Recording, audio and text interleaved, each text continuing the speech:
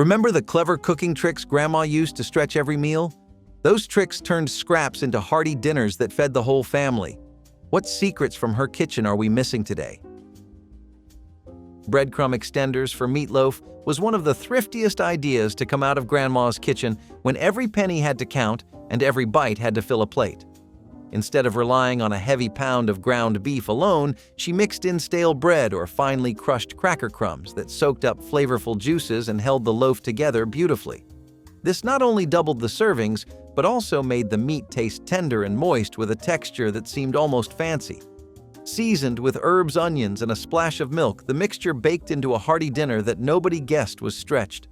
Families across small towns and city blocks could sit down to generous slices with plenty left for sandwiches the next day, or even a quick cold lunch tucked into wax paper for work. It was more than a meal. It was a quiet lesson in turning scraps into abundance and proof that careful hands could make a little meat feed a crowd. Every bite carried the pride of making something from almost nothing, and the warm knowledge that thrift and creativity could stand shoulder to shoulder with flavor and comfort when times demanded it. Potato peel. Broth turned what many would toss away into a warm, comforting soup base that filled the house with earthy aromas and the steady hum of slow cooking on the stove. Grandma scrubbed every potato clean save the skins and simmered them slowly with a pinch of salt, pepper, and a few garden herbs until the water turned golden and rich. This simple pot gave depth to stews and gravies when meat stock was scarce, and every scrap of flavor mattered more than a handful of coins. The broth captured nutrients from the skins while leaving nothing wasted, which was essential when budgets were tight and grocery trips were rare or impossible during long winters. Children returned from school to the scent of bubbling peels and knew dinner would be hearty, even if no meat appeared on the table.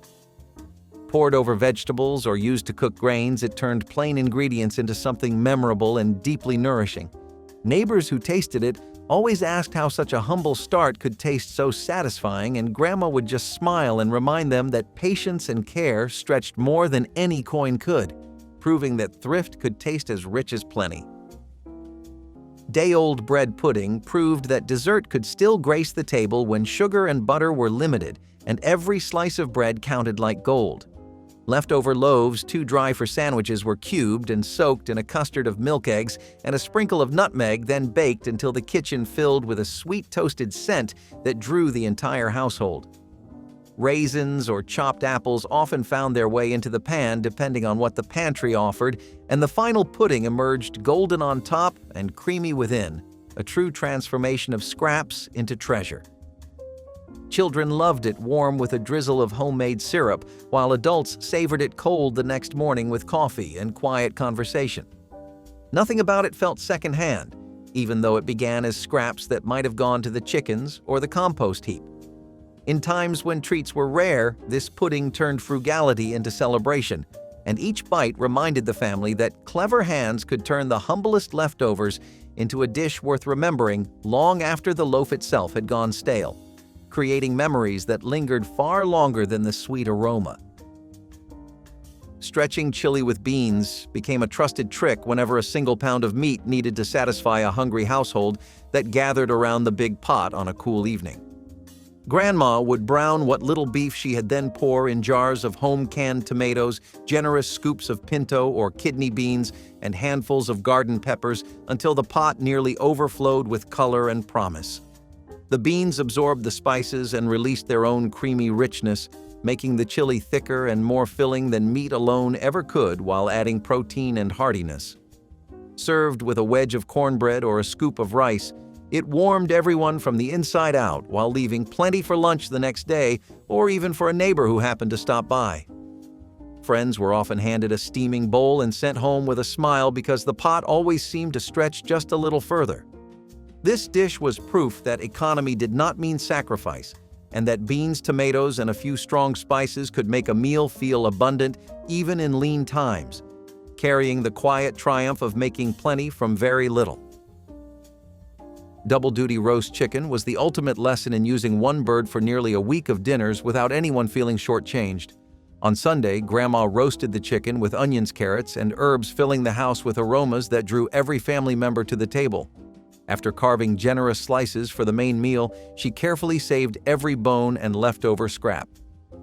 The next day, the carcass simmered into a rich golden stock that became soup or gravy, while the remaining meat found its way into sandwiches, pot pies, or creamy casseroles.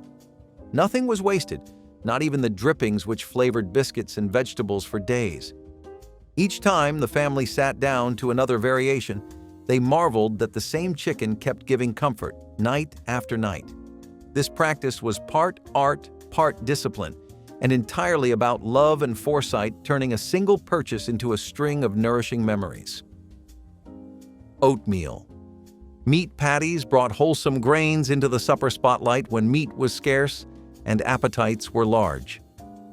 Grandma blended rolled oats with a modest amount of ground beef onions and herbs, forming patties that held together beautifully once seared on a hot skillet. The oats absorbed savory juices, creating a tender bite that tasted richer than its humble ingredients suggested. Served with brown gravy or nestled into soft rolls, these patties delivered satisfying protein while stretching a single pound of beef to feed a full family. Children often asked for seconds without ever guessing that oats were doing most of the work.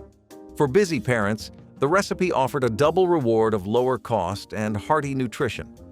In an era when nothing could be wasted, this dish showed how a pantry staple meant for breakfast could carry the main course with quiet brilliance and keep bellies full long after the plates were cleared. Vegetable scraps. Soup turned trimmings into treasure by capturing every ounce of flavor from what others might discard. Carrot tops, celery leaves, onion skins, and the tough ends of beans were saved through the week in a chilled pot until a rainy day called for a simmering kettle of broth. Grandma added water, a bay leaf, and perhaps a pinch of salt, letting the vegetables release their hidden sweetness into a fragrant stock. Strained and served with a handful of noodles or grains, this soup tasted far richer than its humble beginnings.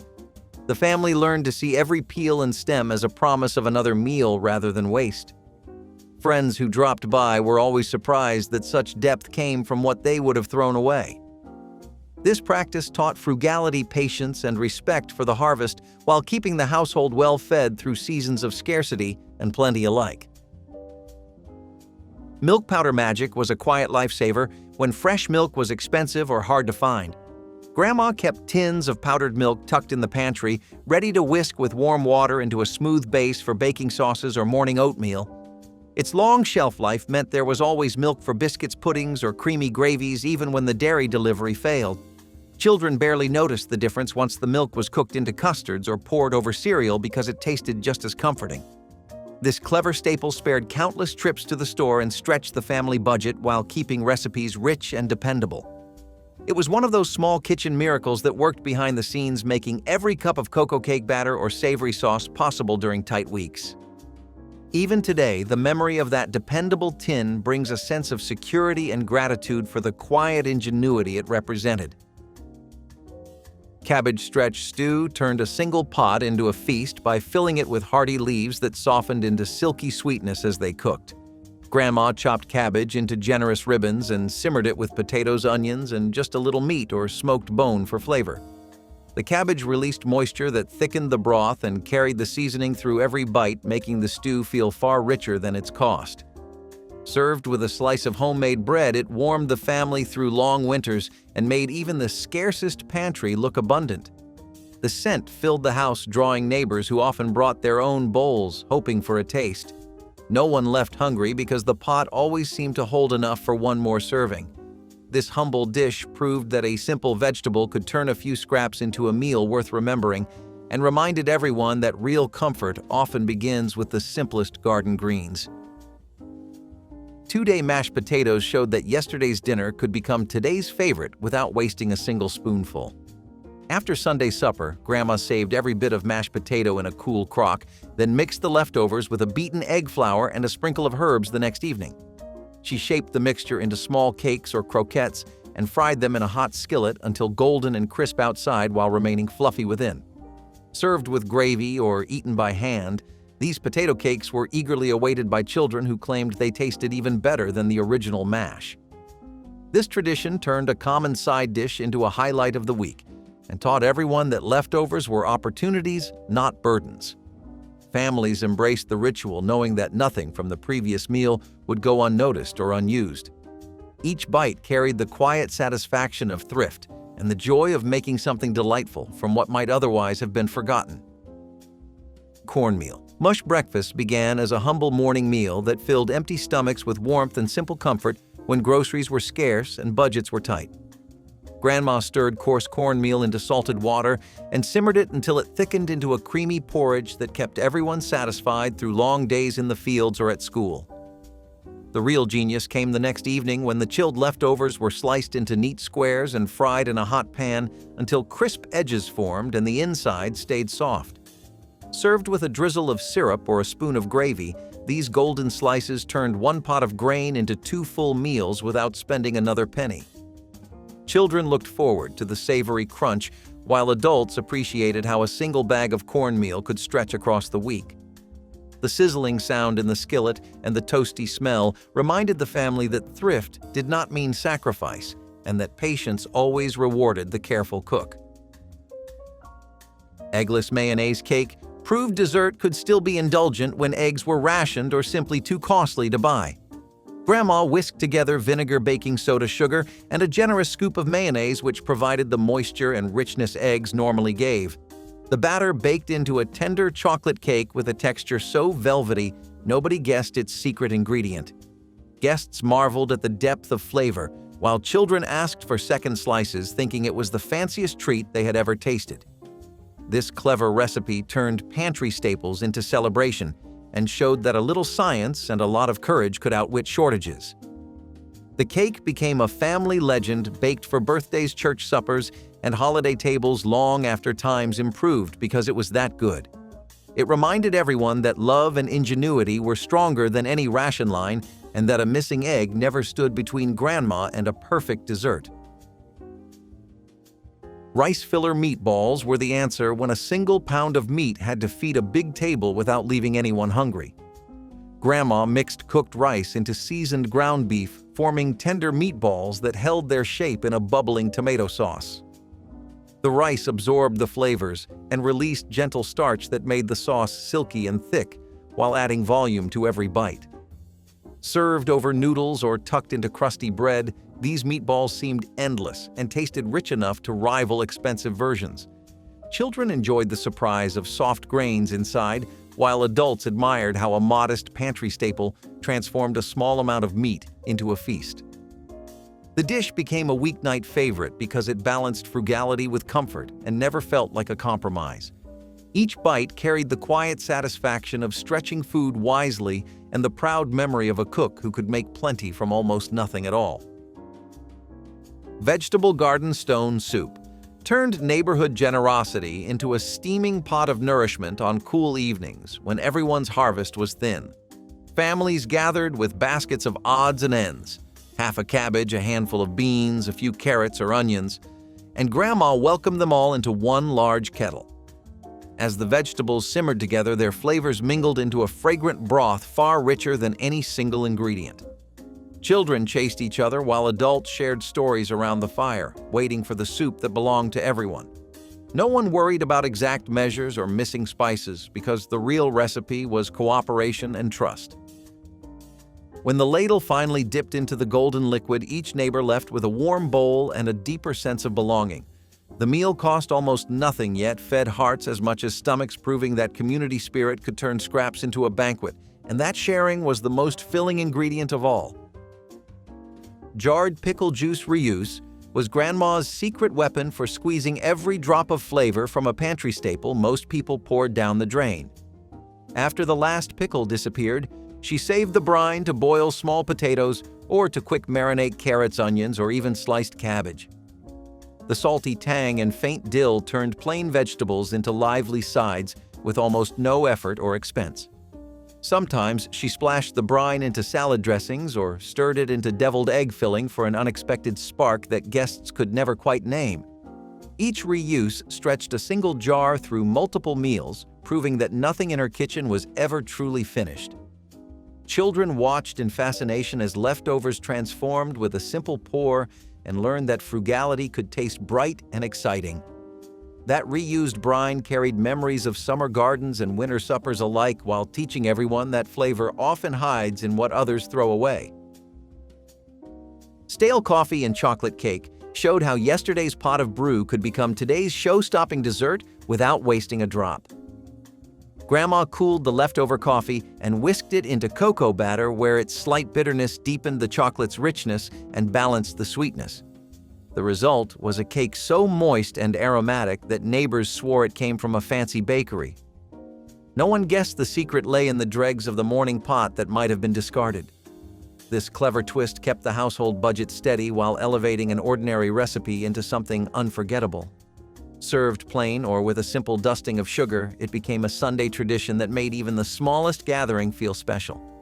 Every bite carried the comfort of familiar flavors and the quiet pride of turning what was once waste into the centerpiece of the table. Carrot-stretched spaghetti sauce added natural sweetness and hearty texture to tomato sauce when meat was scarce or expensive. Grandma grated fresh carrots so finely they melted into the simmering pot, releasing color and subtle flavor that made the sauce thicker and richer.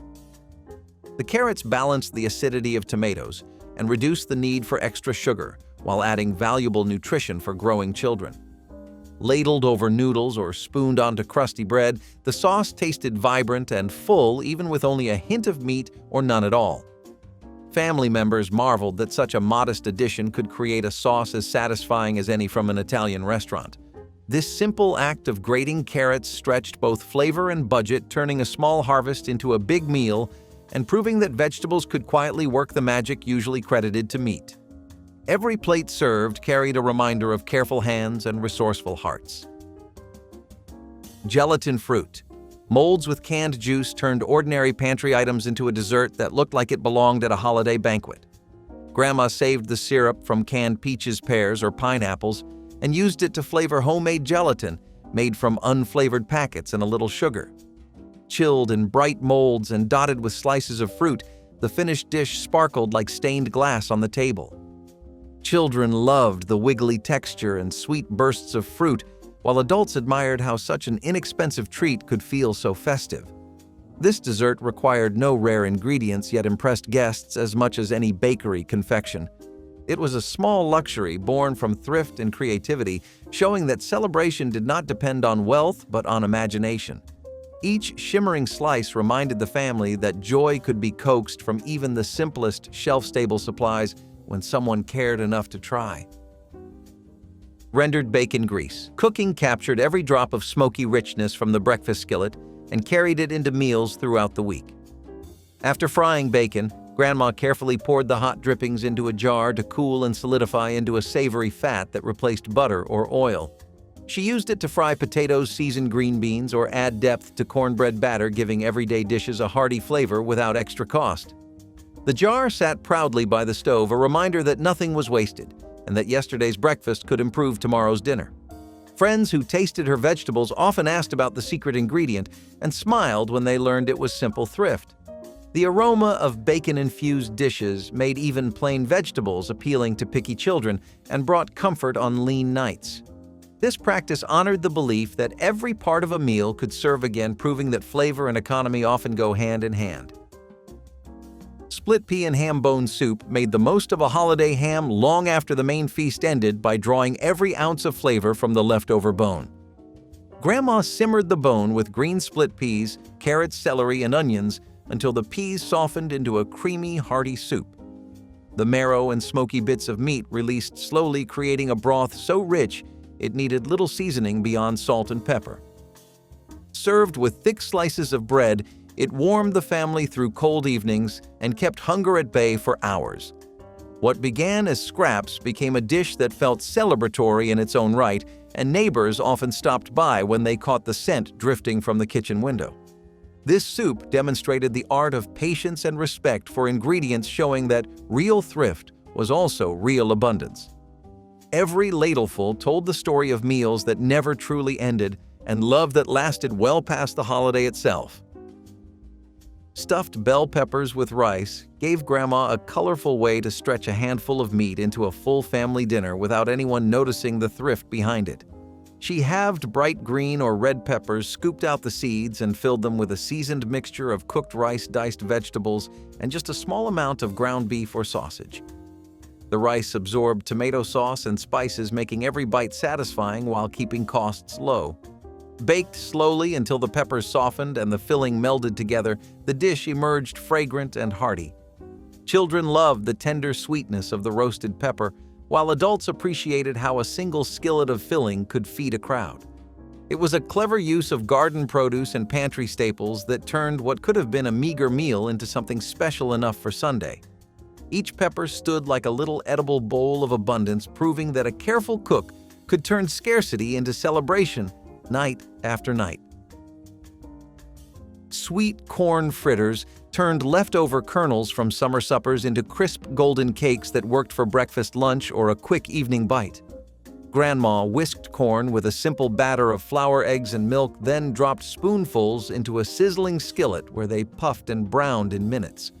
The natural sweetness of the corn paired perfectly with a drizzle of honey or a sprinkle of salt depending on the mood of the meal. Served hot, they brought the memory of sunny fields to chilly winter tables and stretched a small amount of produce into something hearty. Farmers loved them for using every ear to the last kernel, while city families enjoyed their easy preparation and cheerful flavor. They were portable enough for lunch pails and fancy enough for church socials, which made them a year-round favorite. A platter of these fritters proved that nothing from the garden ever had to go to waste and that simple ingredients could still feel like a treat. Applesauce cake offered a moist, fragrant dessert when butter was scarce or too expensive to spare. Grandma stirred thick homemade applesauce into her batter, letting the fruit's natural sweetness and gentle acidity stand in for fat while keeping the crumb tender. Cinnamon cloves and nutmeg filled the kitchen with autumn warmth as the cake baked to a deep brown. Each slice carried a gentle apple tang that needed little more than a dusting of sugar to feel complete. Families discovered they preferred the lighter texture and subtle fruitiness to heavier butter cakes, and often requested it even when butter returned to the shelves.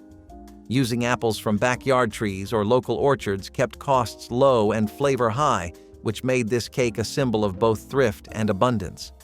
Served plain or with a spoon of whipped cream, it was proof that necessity could lead to enduring favorites and that Grandma's creativity sweetened even the leanest times.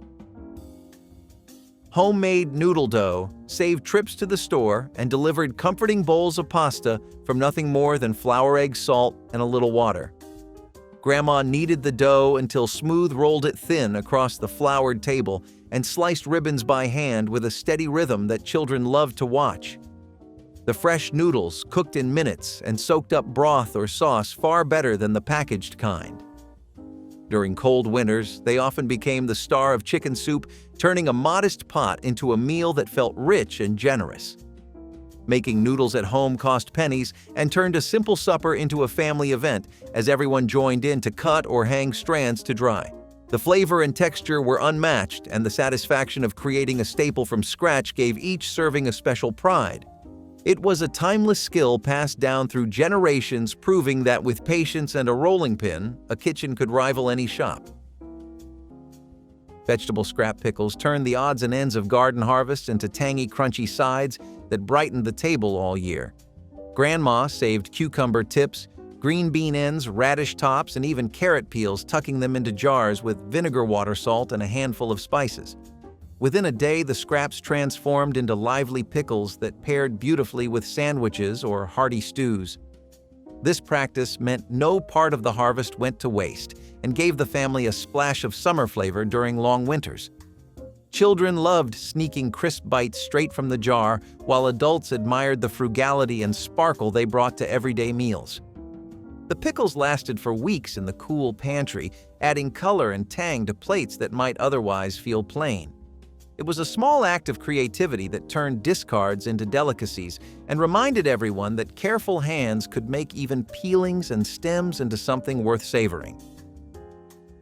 Buttermilk substitutes kept baking day alive when the real thing was nowhere to be found. Grandma simply stirred a spoon of vinegar or a squeeze of lemon juice into regular milk and let it sit until tiny curds formed, giving the liquid the same tang and tenderizing power as true buttermilk.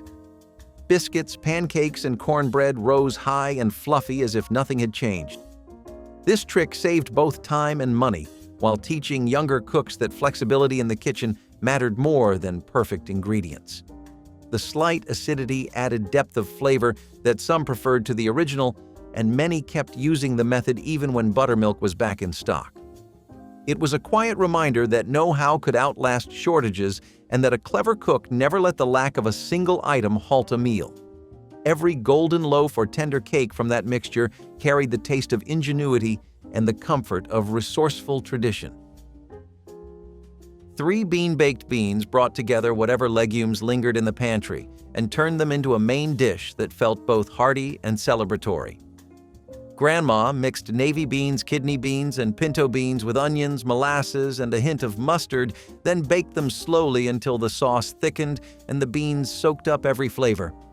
The aroma filled the house for hours, promising a dinner that needed no meat to feel complete. Served with cornbread or ladled over rice, it kept the family full on the coldest nights. This dish was easy to scale for potlucks or neighborhood gatherings, making it a favorite for church socials and community suppers. Each spoonful offered warmth, protein, and a touch of sweetness, proving that simple staples could satisfy even the biggest appetites. The recipe endured because it celebrated abundance without extravagance and turned everyday beans into something worthy of the center of the table.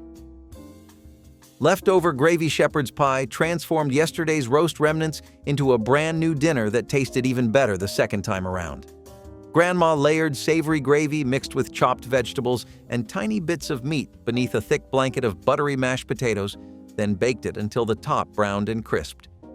The hidden filling bubbled up into the potatoes, creating pockets of rich flavor that delighted every forkful. Families loved the surprise of discovering carrots, peas, or tender meat inside what looked like a simple potato dish. This recipe kept waste to a minimum and stretched a small amount of leftovers into a meal that could feed everyone again. It was a lesson in economy that never felt like compromise and a comforting tradition that turned scraps into something worthy of celebration. Each serving proved that nothing from yesterday needed to be thrown away when a creative cook had a warm oven and a little imagination. Pan drippings gravy ensured that every drop of flavor from a roast found its way to the table instead of the trash. After removing the meat, Grandma deglazed the hot pan with water or stock, scraping up the caramelized bits before whisking in flour for a silky sauce. This golden gravy transformed plain potatoes, biscuits, or rice into a feast and gave the family an extra meal from the same roast. Children waited eagerly to mop up every trace with crusty bread, while adults savored the depth that only those browned drippings could give. The practice honored the belief that nothing in the kitchen should be wasted, and that the best tastes often came from what remained behind. Pan drippings gravy turned an ordinary dinner into a memorable one and stretched Sunday's roast across several nights of comfort. It showed that economy and luxury can share the same spoon when a careful cook refuses to let flavor slip away. Homemade ice cream. Without cream brought summer joy even when fresh dairy was too costly or unavailable. Grandma chilled evaporated milk sweetened with sugar and vanilla, then churned it by hand in a metal crank freezer packed with ice and salt. The mixture thickened slowly into a smooth, frozen treat that rivaled any parlor cone. Children took turns turning the handle, laughing as the cold seeped through their mitts, while adults anticipated the first creamy scoop. The finished ice cream tasted pure and sweet with a light texture that made every hot evening feel like a holiday. Using shelf-stable milk meant the dessert could appear anytime, not just when cows were milking or cream was delivered. It proved that celebration did not need luxury, only patience and a bit of elbow grease. Each batch carried the memory of warm nights on the porch and the delight of creating something magical from the simplest pantry goods. Using tomato soup as sauce was one of Grandma's simplest but most dependable shortcuts for flavor. With a single can of condensed tomato soup, she could take plain ground beef and transform it into a meal that was hearty, tangy, and comforting. The soup added moisture, preventing casseroles, skillet suppers, or even simple beef and rice dishes from becoming dry or bland. Its sweet, slightly tart taste gave the meal a richness that stuck in memory. tying dishes to the familiar red and white cans stacked in cupboards across America. Families grew up with that signature flavor, recognizing it immediately as the taste of comfort. For Grandma, it wasn't about cutting corners, but about using what she had wisely.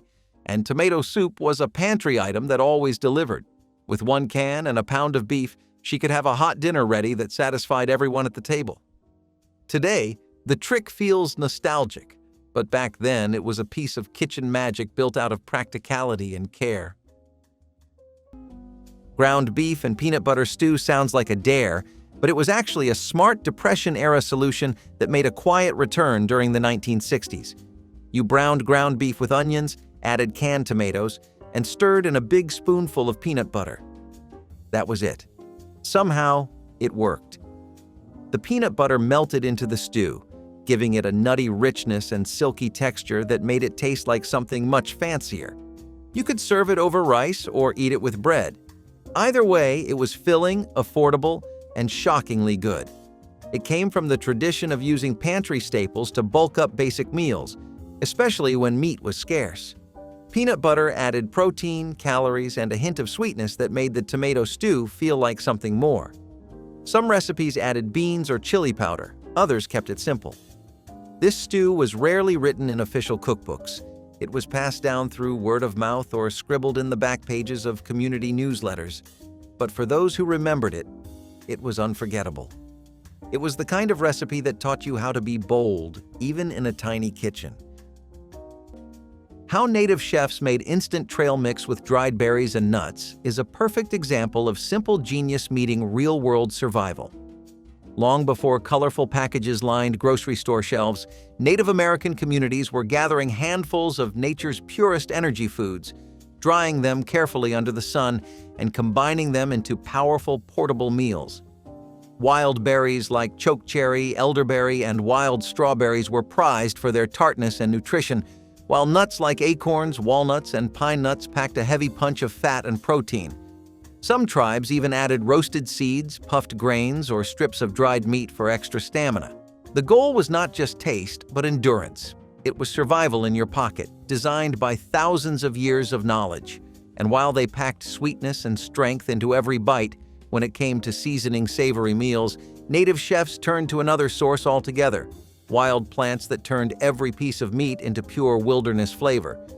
Clay pot slow cooking was not just a recipe. It was a way of pulling flavor out of the earth itself. Native American communities would form thick-walled pots from river clay, baking them slowly in open fires until they were strong enough to hold the richest stews and slow-roasted meats you can imagine. The secret was patience. Cooking meat in these pots over smoldering coals allowed the juices to stay trapped inside, cycling through the dish again and again, infusing every bite with pure, concentrated flavor. No fancy Dutch oven, no stainless steel miracle cookware. Just ancient craftsmanship and a bond with nature so strong you could taste it. The slow, even heat of a clay pot gave even the toughest cuts of meat a tenderness you would not believe unless you had tried it. In a world before timers and thermostats, this was real mastery. And the taste? It was as close to magic as food can get. But clay was not the only tool they used to summon incredible flavors. Sometimes, the real secret was hidden in something even lighter than air, something that grew tall all around them: corn husks. Making buttermilk substitute with vinegar or lemon juice was a widely used shortcut in mid-century American kitchens when buttermilk was not always readily available or affordable. This simple trick involved adding 1 tablespoon of white vinegar or lemon juice to a cup of regular milk and letting it sit for about 5 to 10 minutes. The acid in the vinegar or lemon juice curdled the milk slightly, mimicking the tangy flavor and thicker consistency of buttermilk. This substitute worked well in recipes such as pancakes, biscuits, and cakes, where buttermilk's acidity was necessary to react with baking soda for leavening. Betty Crocker's cookbooks embraced this hack for its practicality, helping home cooks achieve consistent results without needing specialty ingredients. The trick saved time and money, reducing trips to the store and preventing spoiled buttermilk from going to waste. This approach reflected the resourcefulness encouraged in the post-war era, where adaptability in the kitchen was valued. It remains a trusted method today for anyone needing a quick buttermilk replacement.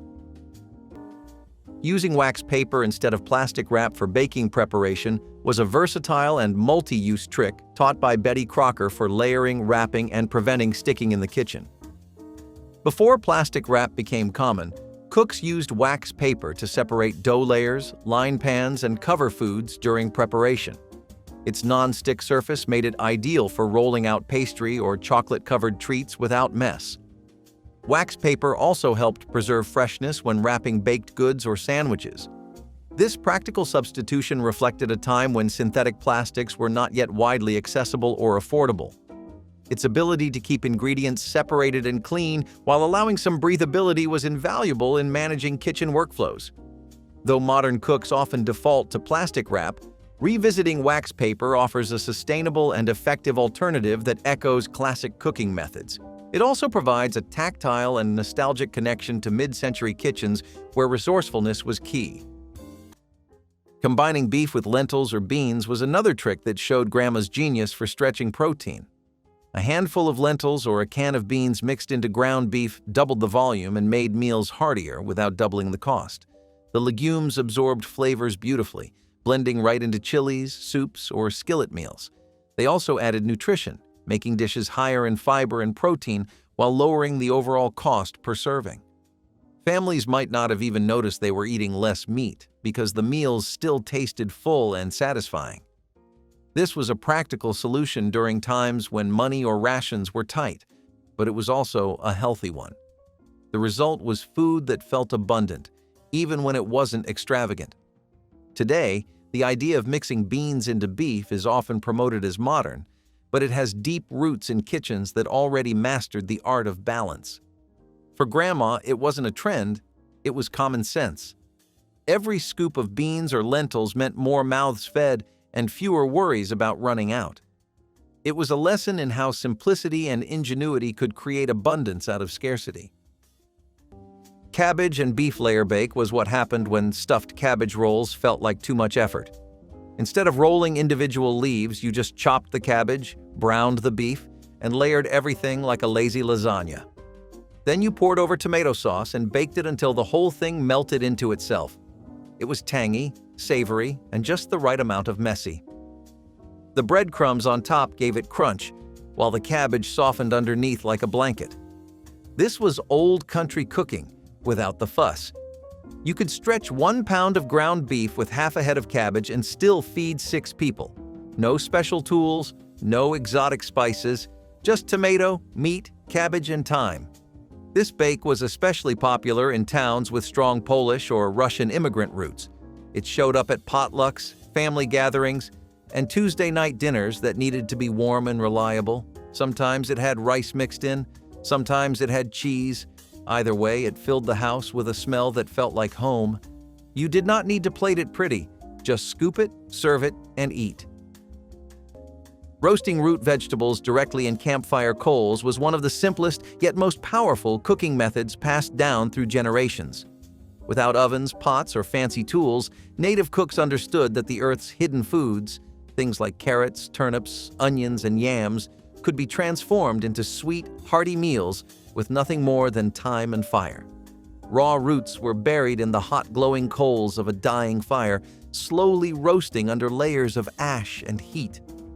As they baked, their natural sugars caramelized, their fibers softened, and what once was hard and bitter became soft, rich, and deeply satisfying. Pulling a roasted root from the coals was like uncovering buried treasure, the skin blackened and crisp, the inside steaming and tender. And speaking of patience, some of the sweetest flavors ever created by native chefs required even longer waits, like gathering and boiling maple sap into a clear, nourishing water that tasted like spring itself.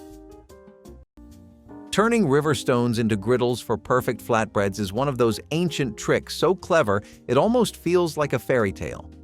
Large, flat stones were carefully selected, cleaned, and then heated slowly over open fires until they held a consistent, even warmth.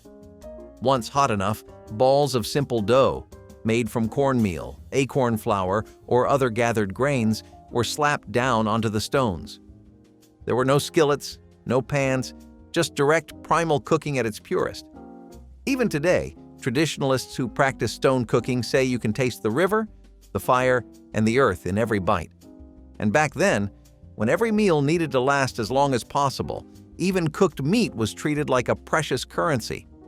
That is where one of the oldest and most ingenious preservation methods came into play, using nothing but animal fat and wisdom passed down through generations. Using mayonnaise to keep meatloaf moist was an unexpected ingredient tip that Betty Crocker's cookbooks offered to ensure tender, juicy results in this classic dish.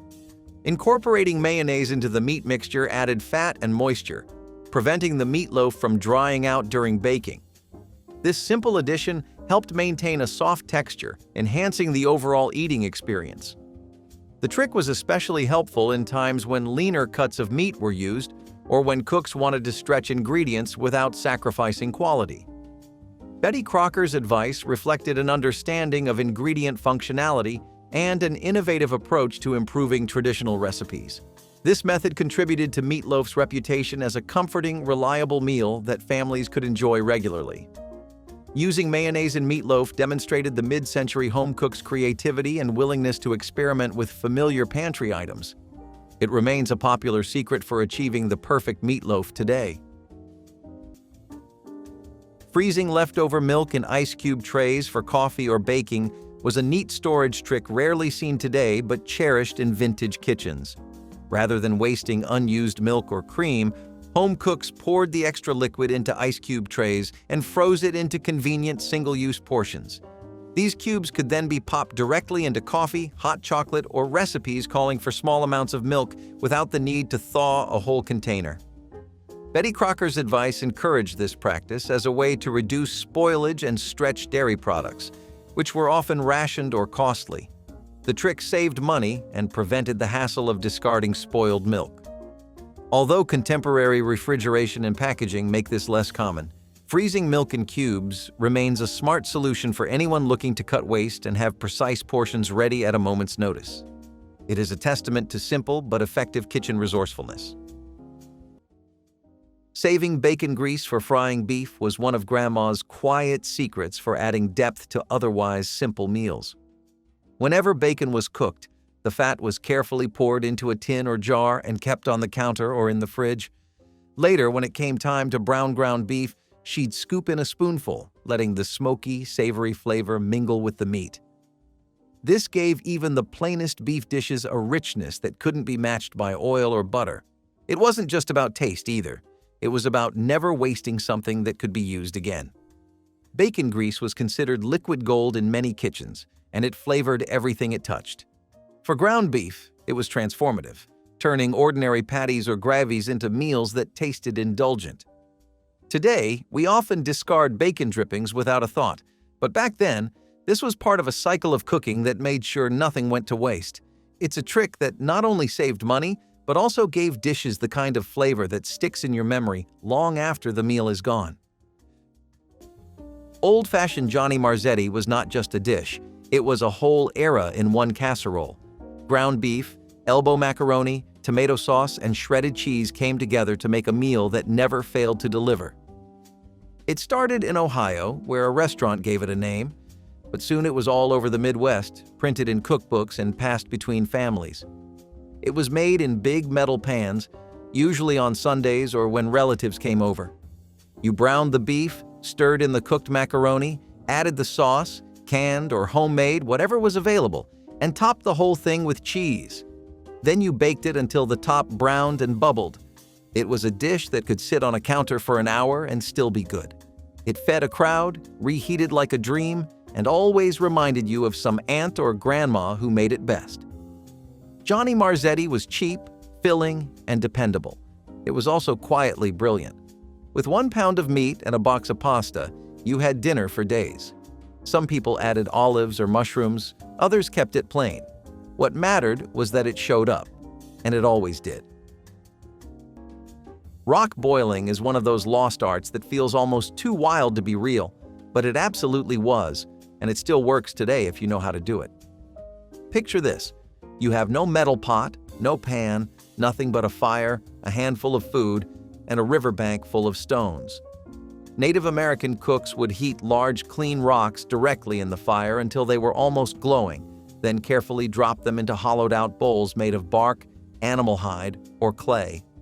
The heat from the stones would bring the water to a bubbling boil almost instantly, allowing them to cook stews, boil roots, or even prepare medicinal teas without ever burning the vessel. It was a skill that could mean the difference between an empty belly and a full one.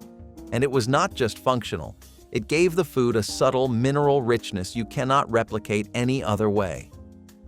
Today, rock boiling feels almost mythical, a forgotten page from a cookbook written by the earth itself. And speaking of earth, some of the most astonishing bread you have never tasted was baked without an oven, without a pan, and sometimes without anything more than a pile of hot ashes. Pine needle broth was one of the forgotten miracle foods of early America, a natural tonic hiding in plain sight. At a time when vitamin deficiencies could mean life or death, Native American healers knew that boiling fresh green pine needles would release a flood of nutrients, especially vitamin C. It was not just medicine, it was survival in a cup. The flavor was bright, almost citrusy, with a faint earthy bitterness that made you feel stronger just breathing it in. Families would drink pine needle broth during harsh winters, through long hunting trips, and whenever sickness crept too close. In many ways, it was the original energy drink, long before anyone ever dreamed of cans and chemicals. Modern science eventually caught up and confirmed what traditional cooks already knew. The forest was its own pharmacy, if you knew where to look. And the best part? It took almost nothing to make. Just water, heat, and a handful of needles plucked with respect from a living tree.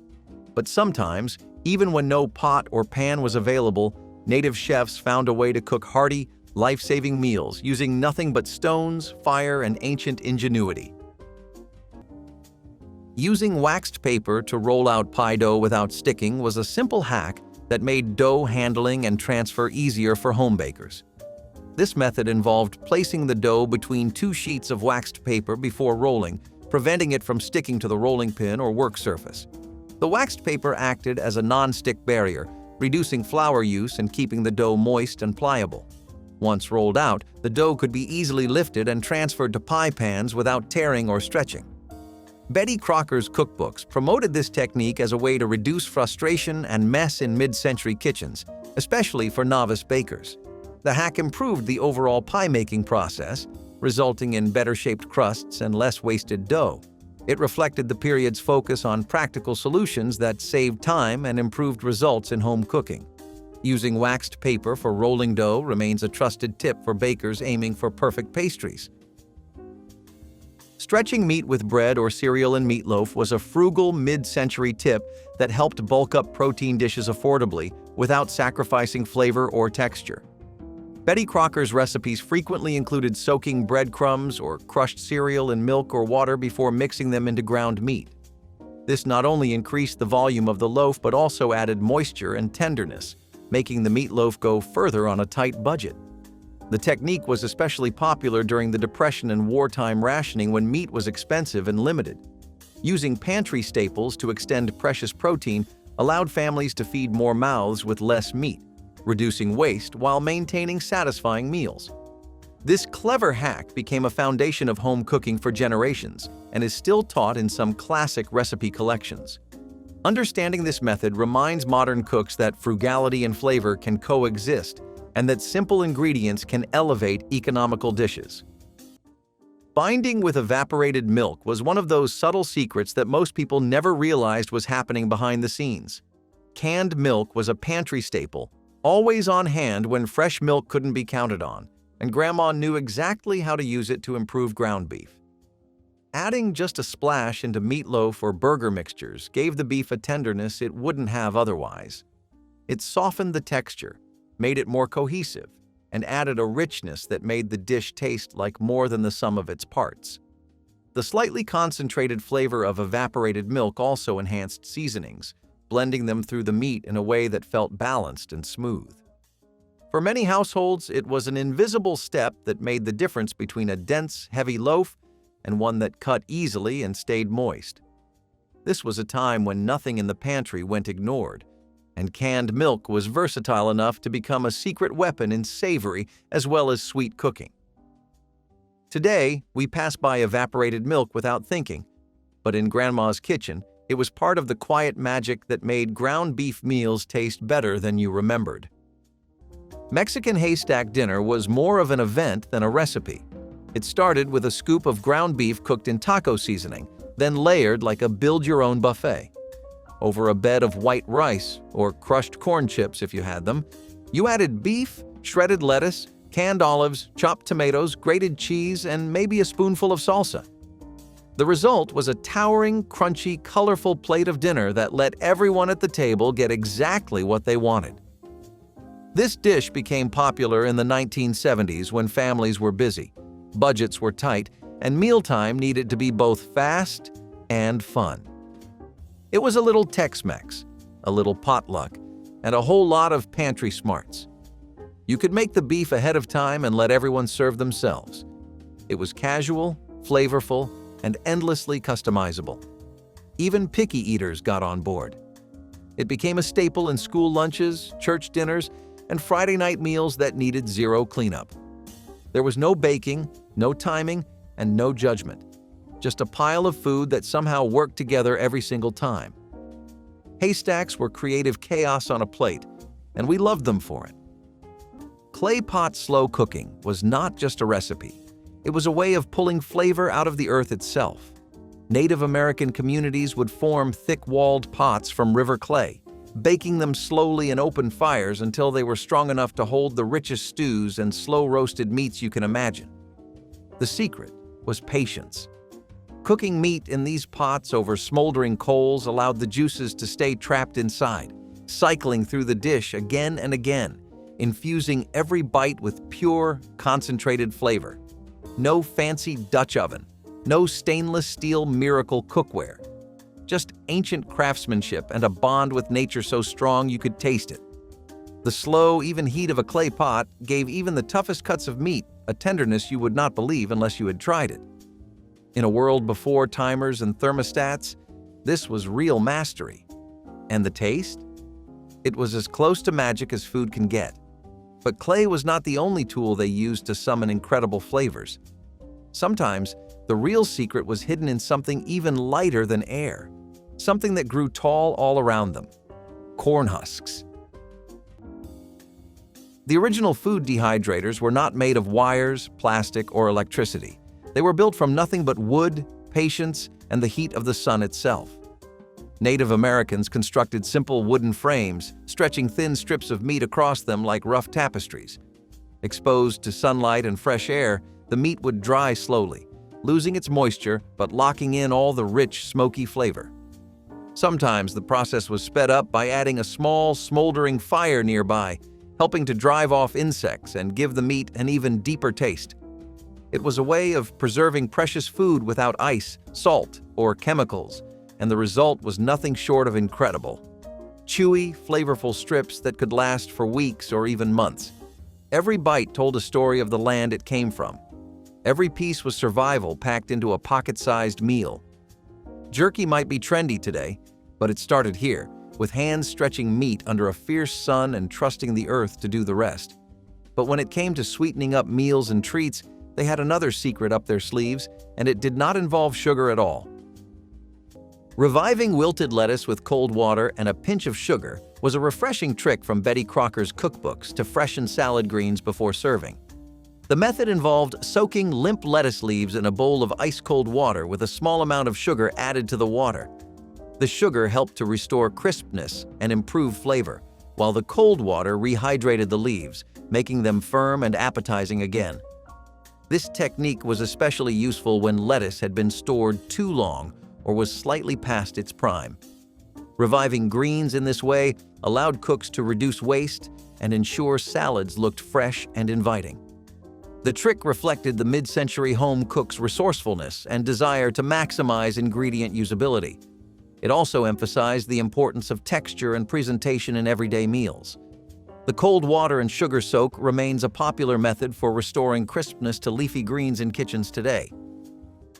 Using potato water to thicken soups and stews naturally was a clever and economical way to avoid flour or cornstarch as thickening agents. When boiling potatoes, the starchy water left behind was often saved and added to soups or stews to create a velvety texture without needing extra ingredients.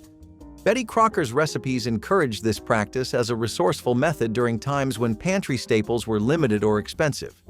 The potato water provided a subtle richness and body, enhancing the mouthfeel of broths and reducing waste in the kitchen. This trick was especially important during the Depression and wartime rationing, when stretching ingredients was essential. It also allowed cooks to keep recipes simple and gluten-free before dietary restrictions became widely known. The use of potato water as a thickener brought a natural creaminess to dishes, transforming humble soups into hearty meals. Today, many have forgotten this straightforward technique, but it remains a valuable, zero-cost way to improve soups and stews with minimal effort. Doubling portions with cabbage was one of those clever ideas that made a little beef feel like a feast. By shredding cabbage thin and frying it right alongside the ground beef, Grandma turned 1 modest pound of meat into a skillet, brimming with flavor and substance. The cabbage absorbed the drippings, carrying the richness of the beef into every bite, while adding bulk that made plates look generous and complete. What could have been a small meal suddenly became a dish that felt abundant, filling the house with the smell of comfort as it simmered away. This trick also worked quietly to add vegetables into family meals, making them more balanced without anyone noticing. For children, it was simply dinner, but for adults, it was a careful solution to tight budgets. The sizzling pan of beef and cabbage often became the centerpiece of the table, warm and steaming with pride. Even today, beef and cabbage together carry a sense of hominess, proving that resourcefulness was just as powerful as extravagance when it came to feeding a family well. Salisbury steak casserole was the homemade version of a frozen food legend. Instead of pulling a silver tray from the oven, families made their own from scratch, and honestly, it was usually better. This version called for seasoned ground beef shaped into thick oval patties, then baked in a mushroom and onion gravy. It was rich, saucy, and had that stick-to-your-ribs kind of feel. If you were lucky, someone would sprinkle crispy fried onions on top during the last few minutes in the oven, adding that perfect crunch to an already comforting dish. It was not a fancy meal, but it felt like something special. Some people added Worcestershire sauce or a splash of soy for extra umami, but most just used canned soup and a good hand with salt and pepper. You would serve it with mashed potatoes, egg noodles, or a slice of white bread to sop up all that gravy. Kids loved it because it tasted like fast food. Adults loved it because it was hearty and cheap. The secret of grease preserves is one of those survival tricks that almost defies belief today. After cooking meat, Native American chefs would save every drop of rendered animal fat, pouring it carefully over shredded or chopped pieces of the meat inside clay pots or animal bladders. Once sealed, the fat hardened into a protective barrier that kept bacteria and air out, preserving the meat for weeks, even months. This was not just storage. It was insurance against famine, sickness, and scarcity. Meat preserved this way stayed rich, flavorful, and nutritious, providing vital energy when fresh food was impossible to find. Every time someone dipped into a pot of grease preserves, they were eating a lesson in patience, gratitude, and survival. But even the best preserved meat needed help lasting through long journeys or seasons, and sometimes the land itself offered the perfect cold pantry, hidden just beneath your feet. Fish wrapped in leaves and steamed over coals was a method so simple and brilliant that it feels almost sacred now. Native American cooks would gather wide, sturdy leaves like those from corn, squash, or even certain wild plants, and use them as natural steam pockets. A freshly caught fish, often seasoned with wild herbs and crushed berries, would be carefully wrapped and placed near smoldering coals or atop heated stones. As the heat rose, the moisture trapped inside the leaves would slowly steam the fish, keeping it impossibly tender, flaky, and infused with the faint, earthy flavor of the leaves themselves. When the leaves were finally peeled back, what you found inside was a dish so fresh and alive you could almost taste the river still running through it. Meals like these were more than food. They were rituals of respect for the land. And speaking of sacred gifts from the earth, few treasures were more important to survival and celebration than the humble acorn, ground and transformed into something that would feed generations. Using a toothpick to test cake doneness without drying it out was a gentle and effective way Betty Crocker's cookbooks taught home bakers to check baking progress. Instead of inserting the toothpick deeply, the recommendation was to lightly touch the center of the cake with the tip and remove it quickly. If the toothpick came out clean or with a few moist crumbs, the cake was done. This method avoided overtesting and minimized heat loss or drying caused by repeatedly opening the oven or poking too deeply. It helped bakers achieve perfectly baked cakes with moist interiors and well-set textures. The technique reflected mid-century baking wisdom emphasizing precision and care. Using a toothpick remained a simple, mess-free diagnostic tool that gave confidence to home cooks. It continues to be a trusted method for checking doneness without compromising cake quality. Which of Grandma's clever cooking tricks would you try first? Share your pick in the comments, tap like if these memories made you hungry, and subscribe to keep the kitchen wisdom flowing every week.